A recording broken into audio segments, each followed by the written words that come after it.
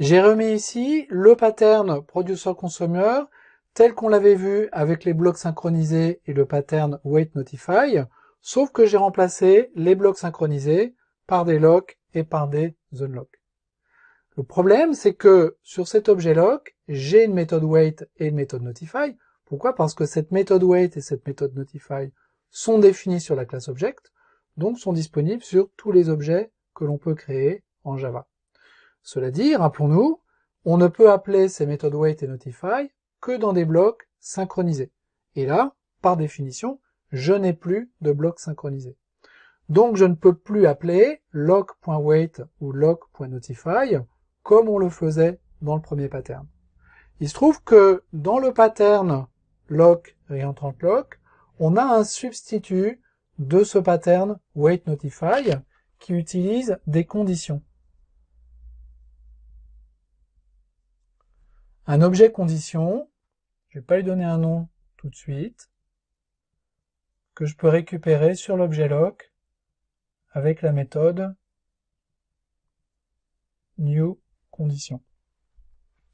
Ici, j'attends que mon buffer soit plein.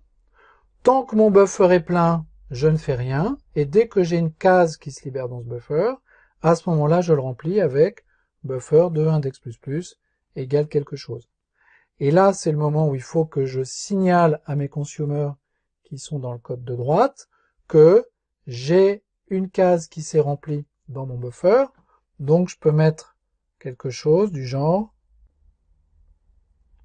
not empty. Et c'est ça mon objet condition. Not empty. Signal. NotEmpty.signal, c'est l'équivalent de l'appel à Notify dans la version qui marchait avec les blocs synchronisés. Cette méthode signal, c'est une méthode de l'objet condition qui se trouve ici.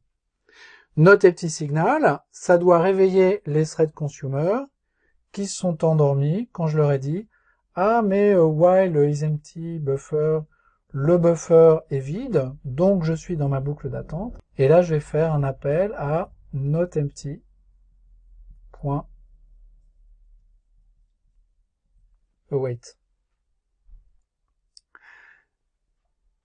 Je vais donc appeler notEmpty.await tant que mon buffer est vide.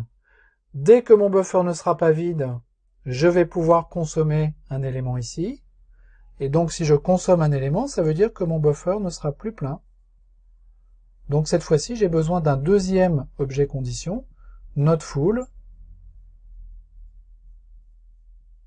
sur lequel je vais faire l'équivalent du notify qui s'appelle le signal, et qui va réveiller les producers qui sont ici. Donc, j'ai besoin d'un deuxième objet condition, notFull, égale lock.newCondition.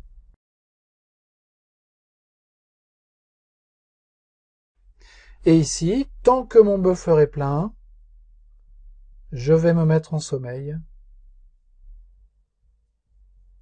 sur cet objet notFull avec un appel à la méthode wait. Donc même quand on utilise ce pattern lock réentrant lock, on a la possibilité de faire du producer consumer avec cet objet condition, ces méthodes wait et ces méthodes signal. Le piège dans ce genre de choses, c'est de continuer à appeler les méthodes wait et notify. Ça, ces méthodes wait et notify, il faut plus les appeler. De toute façon, si on essaie de les appeler, ça va jeter des exceptions parce qu'on ne sera pas dans des blocs synchronisés.